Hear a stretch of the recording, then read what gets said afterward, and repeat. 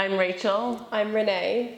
And we want to wish you a happy International Yoga Day. Happy International Yoga Day, everybody. I hope you have a lovely day. Namaste. Namaste.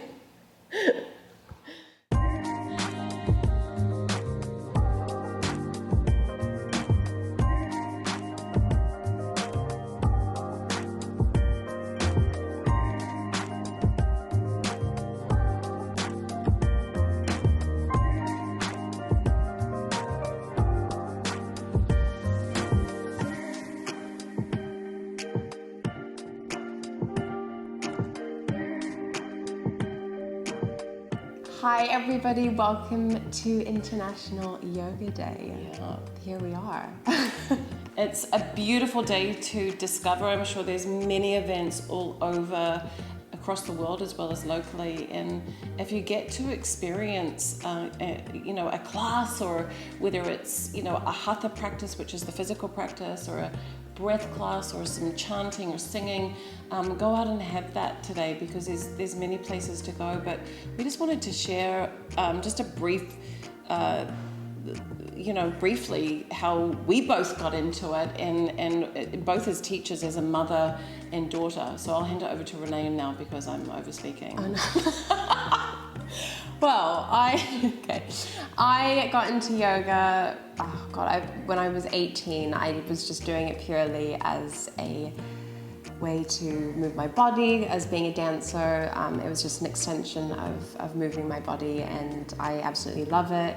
Yoga is for anyone who breathes. Yeah.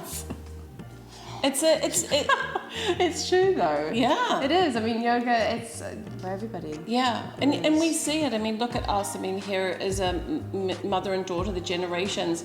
Any part of just coming in, laying in that space, learning to connect with your breath, learning just to connect with your body, that starts that ability to unify with yourself, to really have that physical and that spiritual experience together, integrated, healthy, stable, and strong. And then from that comes incredible benefits, and it's finding, the person that, you feel comfortable with being taught, who's open and friendly, or whether you want someone stronger. So yoga is for everyone, and we get to see it all the time. And I think whether you're processing grief, which got me into the teaching, or you had a pivotal time in your life, which is what you had, didn't you? Yeah. Life is not like this, the fluctuations of life are real, and I think it's beautiful to be able to have this connection within self through these beautiful practices, and I'm forever grateful. So we wish you all a happy International Yoga Day, as well as with love and deep devotion and reverence to India too, for giving us these amazing teachings. So namaste. Namaste. Have a beautiful day.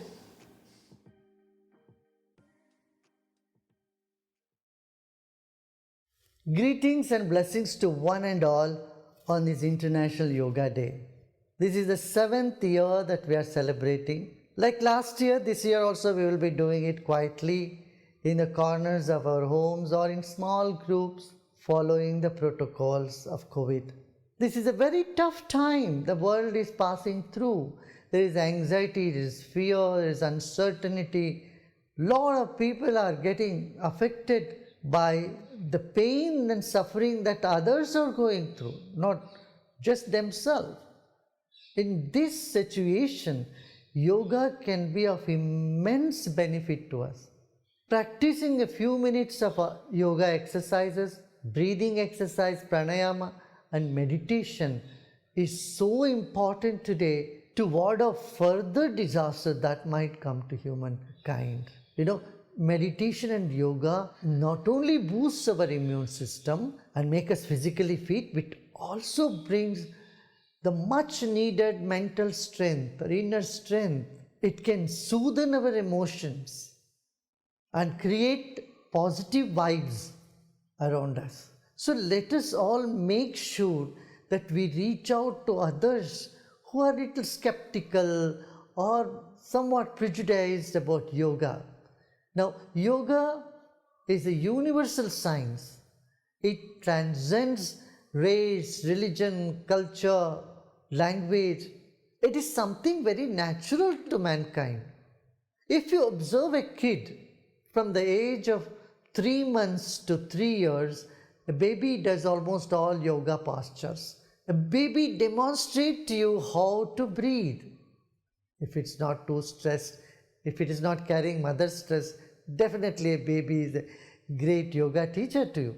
So it is very natural for human beings to adopt yoga. Though it is born in India, it's born from the ancient traditions, Vedic tradition, its approach is universal, its appeal is universal. So let us reach out to our population and help them to be free from stress. Today, stress is taking a big toll on the health of our citizens. In UK alone, every day 700-800 people are becoming diabetic, and anxiety and depression, loneliness is flooding our society. This is the time, with the help of yoga and meditation, we can create positivity and can dream of a stress-free and violence-free society. And we have the tools for it. And millions across the globe have experienced it. It is time-tested and scientifically proven that yoga and meditation does a lot of good to man's well-being. Let us reach out to more and more friends and families, and let's inspire them to do yoga. Let them find the wellness within themselves. In short, we can say a robust health, a clear mind, and happy disposition to everyone around us. And if there is a confusion whether yoga will interfere with one's faith, I tell you it does not. Yoga, it does not interfere with your faith. It only unites your heart and mind and then make you feel the entire globe is one human family. And this is what yoga gives. A violence-free society, disease-free body, trauma-free memory, confusion-free mind, and a happy life. This is what we can expect from it. I'm sure you all agree with me. Let's all come together and care for this planet and share with the humanity whatever we have or whatever we know. On this occasion, let me take a moment to acknowledge the efforts put by Her Excellency, the Ambassador of India to UK, Gayatri Kumarji. And let's all together commit ourselves for the well-being of people on this planet. We have only one planet. Let us care for this planet and come together as one human family.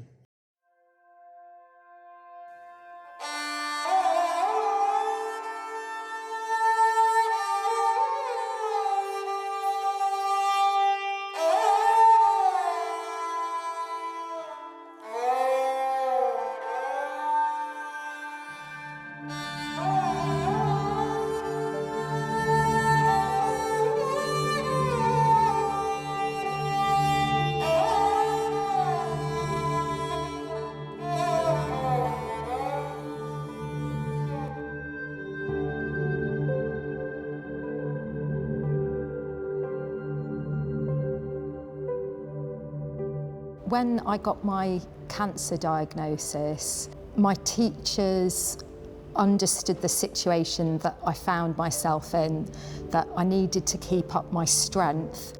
Yoga can be, altered to suit all different needs. For example, my mum, when she was ill, the practices were altered to make sure it benefited her and didn't exhaust her. So I found yoga about 10 years ago through work, through going through a little bit of a phase in my life where things weren't happening the way I wanted things to go. And it was that time when I was seeking for answers, the answers maybe we all ask. What's the purpose of life? What is my role here? What am I doing here? In therapy, I was always asking why, and it was a very mental process for me to try and come out of the space that I was in. So it was all operating on the level of the mind, again, where I was trying to almost force myself into a positive mental state. So I was a photographer for 16 years, I loved photography, but I very slowly realised that my body didn't love photography, and it literally, my back exploded before I realised that I had to make a few changes. Yoga isn't just about stretching, you know. There's so much more depth to it. Originating from India, yoga dates back thousands of years. And despite being a physical exercise, it's seen as a spiritual practice. Yoga is referenced in the ancient philosophical texts, such as the Upanishads, but more distinctly by the sage Patanjali, about 2,500 years ago. Patanjali outlined a document, which was like a manual, to live your life in a way that allowed you to overcome the inevitable obstacles that life will have in store for you, giving us a helping hand when we need it most.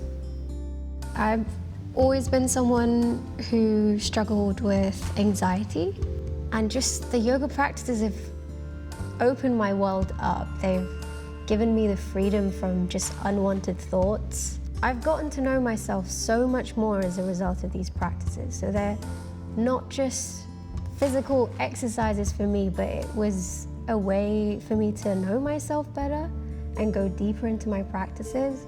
And as a byproduct, I've just gotten happier and more confident. I think it's really important for kids to learn yoga. If it was up to me, every child in the world would learn yoga above most other things that is on their curriculum. Breath was so important. That was the bit that was the real magic, connecting the mind and the body with the breath. And so when I teach the kids, the most important thing in my class is each week I'll teach them a different breath, and that they can use the breath to energize themselves, or they can take a breath to chill out. Breathing and meditation are keystones to a yoga practice. Just imagine if the whole world did it. In some ways, I suppose you could argue that it's great that yoga has become westernized, because in some ways that means that it's being brought to the masses and more people are doing it more than ever. But I think we probably need to remind ourselves of where it comes from, and it's not just about the body, it's about the mind as well, and it's about breathing. Yoga has been westernized simply for the reason because we want to make it more inclusive for everyone. We want to invite everybody into yoga. We have to stick to the roots, and there is so much in the roots where yoga comes from, the philosophy, the teachings, the teachers. I think the more you get into yoga, the more you yourself will want to know more about the roots. Yoga is a Sanskrit word meaning to join or to unite. It refers to the union of body and consciousness. This practice of unifying the body, mind and breath is what brings your attention to the present moment, which can have a profound and positive psychological impact. Yoga practitioners will often describe themselves as being in sync with not just themselves, but the world around them.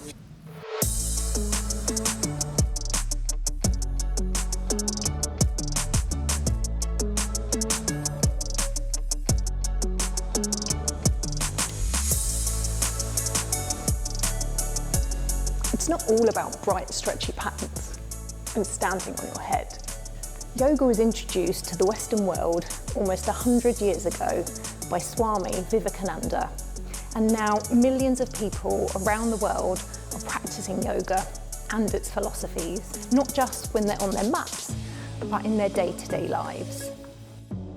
The United Nations, recognising yoga's universal appeal, and Prime Minister Modi's initiative made the 21st of June, the summer solstice, the International Day of Yoga, with the intention to make people all over the world healthier in both body and mind. There are over 7 million people in the UK suffering from heart disease. 700 people every day are diagnosed with diabetes. 1 in 6 Britons are suffering from anxiety, and 28 million people are struggling with back pain. So going to India was phenomenal. It was amazing. One of the coolest things I've ever done.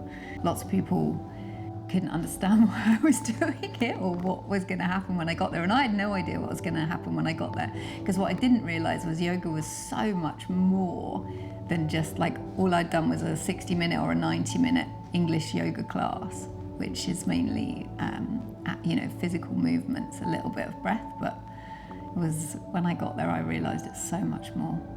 Being on the mat always means coming home. Being on the mat means this is where I belong. Being on the mat means this is where I can be myself. I don't compete, I don't compare with others around me when I'm on the mat, if I'm in a studio.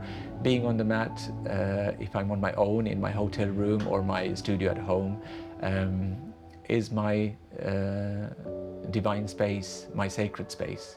The thing about yoga is that the benefits are very much universal. As I do a lot of dance, I'm very aware of my body, so if I feel I'm pushing my body too far, I can always just turn to my mum and ask her, am I doing this right? It's not something I need to go, out of my way to correct. You don't like me correcting you too much. I don't mind. Yeah. But with yoga practices, it's just come effortlessly. I haven't had to think about being more positive, maybe being more confident, or this is how I'm going to behave from now on. I think there are so many profound principles that I've learnt in yoga. It's kind of a lifestyle. It's helped me realize that my mind, my body, my breath are not separate things, but very much linked with each other. I found restorative yoga really, really relaxing. It really helped me during my illness because it helped with my sleep. During the pandemic, we've all seen what happens when our amazing healthcare system gets overburdened. It's time we took our health matters to the mat.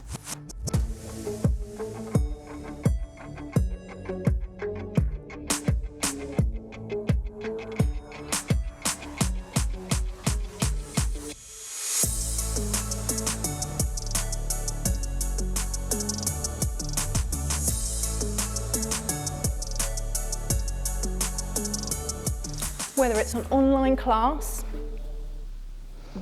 or a local course, get involved, give it a go. But before you do, let me introduce you to the founder of the Art of Living Foundation, Gurudev Sri Sri Ravi Shankar, who will now guide us all through a short meditation. Enjoy.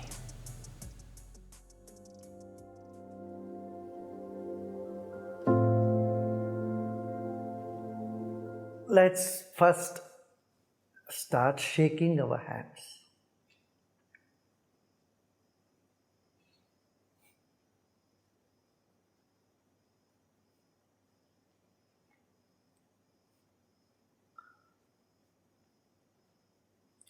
And then we can be still.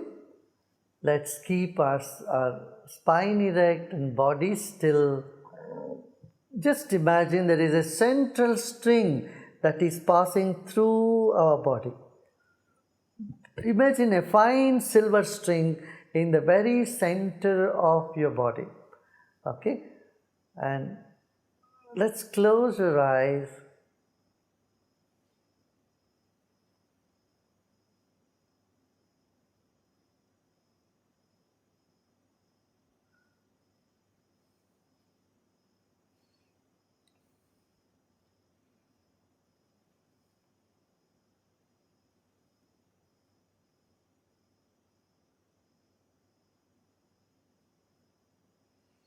Let's take a deep breath in and breathe out.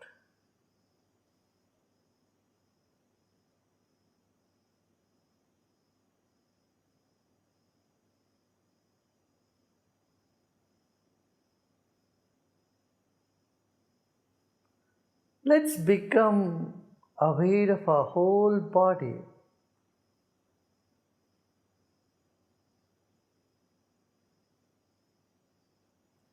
Every cell in our body keeps changing in 1 year's time.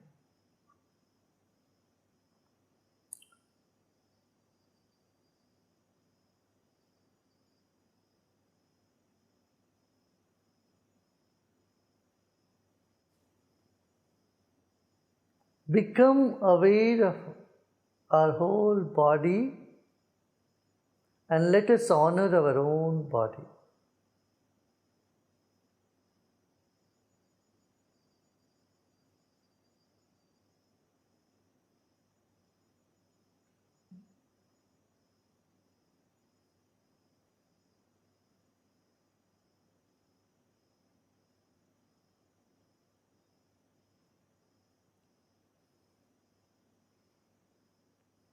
It is the breath that is keeping our body alive.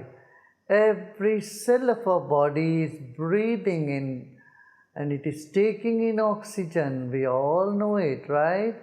Become aware of your breath. Take a deep breath in. Hold the breath. See how long you can hold. When you no longer can hold the breath, just relax. Let go of the breath. Breath moves out on its own, relaxing your body even further. Let's keep a smile on our face. Never mind even if it's a fake one or artificial one. Keep a smile. As you smile, all the muscles in your cheek, in your forehead gets relaxation.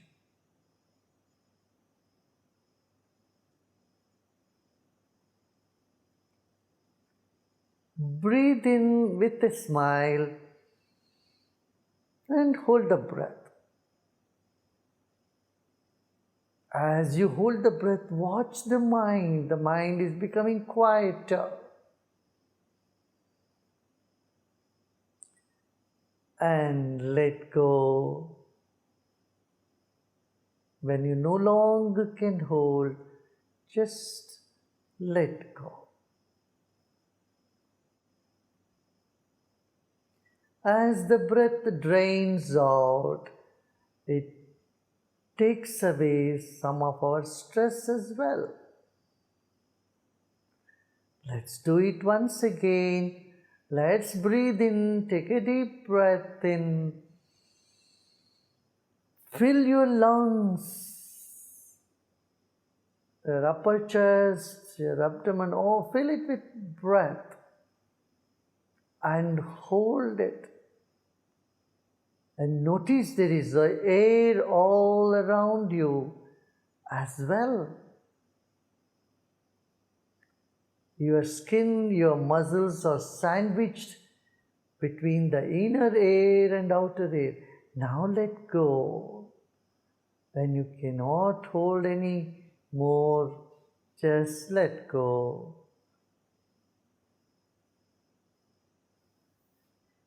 Every cell of our body is being penetrated by the air, by the energy, life force.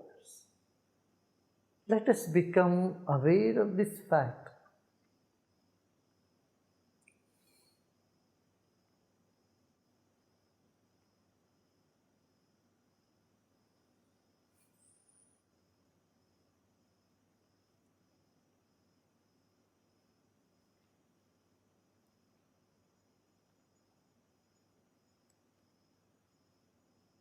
Let us become aware of the mind. Our mind is like the glow around the wick of a candle. Our body is like the wick of a candle. The mind is the glow all around it. And it's throwing its light all around.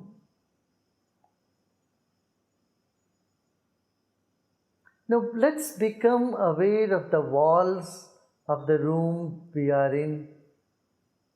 If you are in the open space, just become aware about 10 feet of space all around you.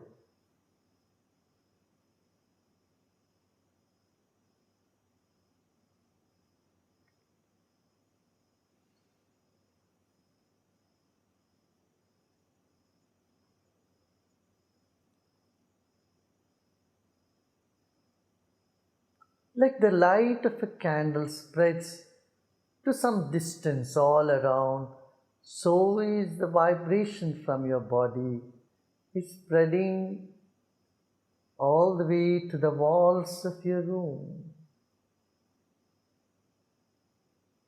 Now, whatever thoughts are coming in the mind, just let them be. Good thoughts, bad thoughts, they all can just be, never mind.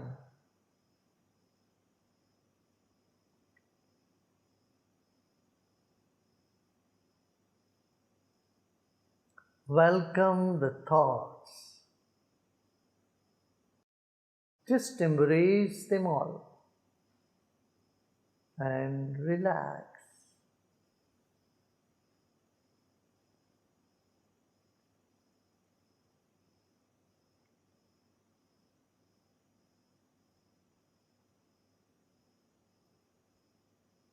Let go of all your efforts.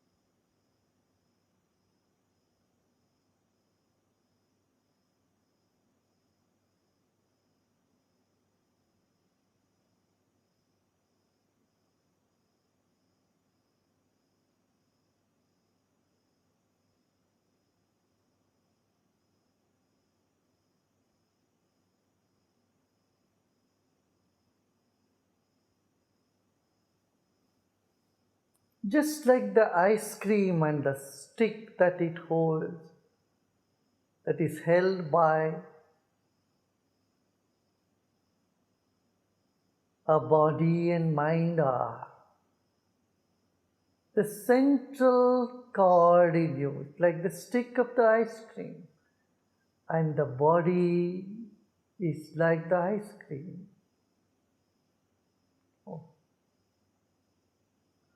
Relax the body. Let the mind be as strong as the stick that stays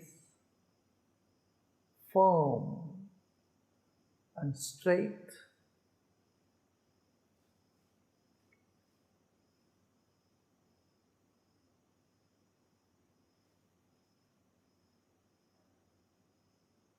Now let go of all your efforts and let go of all your imaginations. The next few minutes, we will refrain from doing anything, wanting anything, or even trying to know anything. Just let go.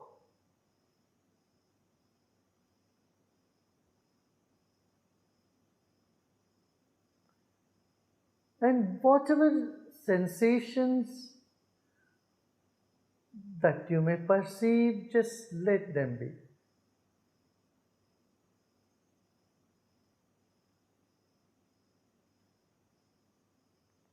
Just let it be. Any tension anywhere, will not try to get rid of them. They'll go by themselves. So just let it be.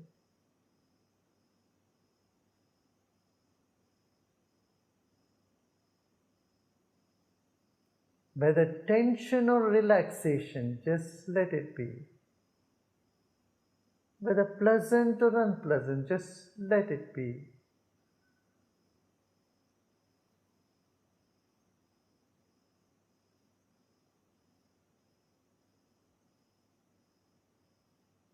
whether comfort or discomfort, just let it be for few minutes. Just for these few minutes, let's bear the opposites and just let them be. Just let them be. We can do it.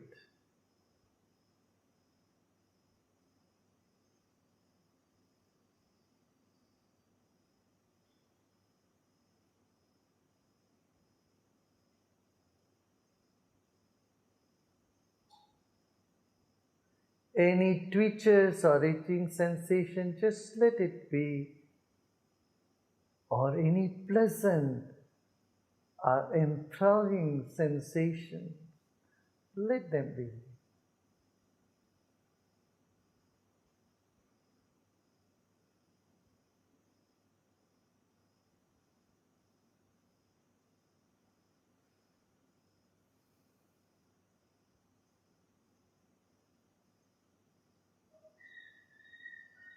Now I'll chant the words of peace and wisdom, and just this vibration be there. Just let it be.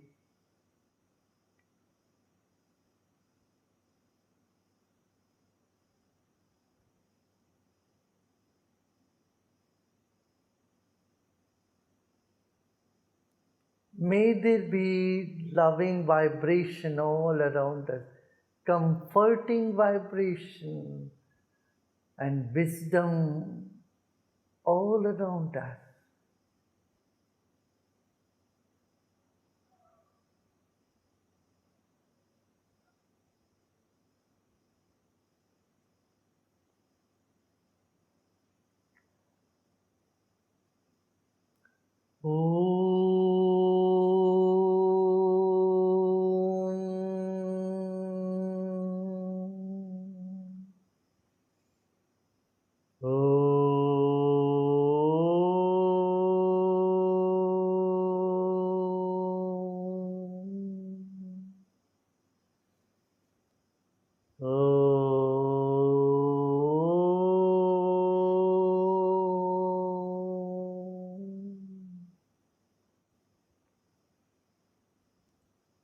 Satyam Jnana Manantam Brahma. Satyam Jnana Anantam Brahma.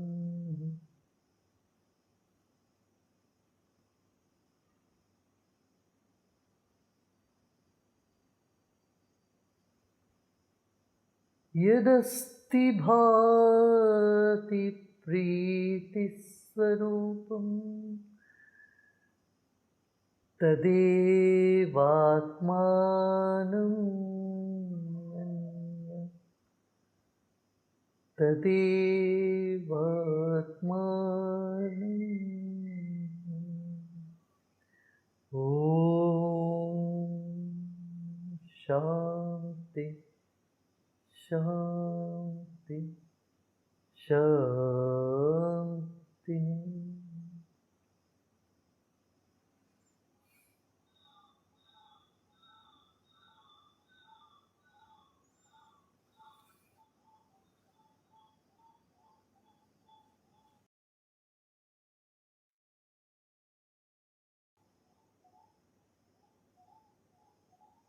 And slowly and gradually become aware of your body and surroundings.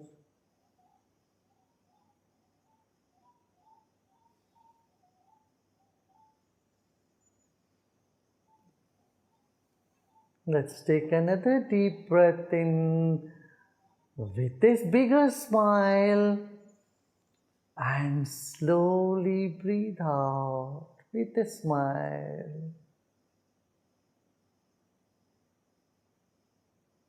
And at our own speed, we may open our eyes.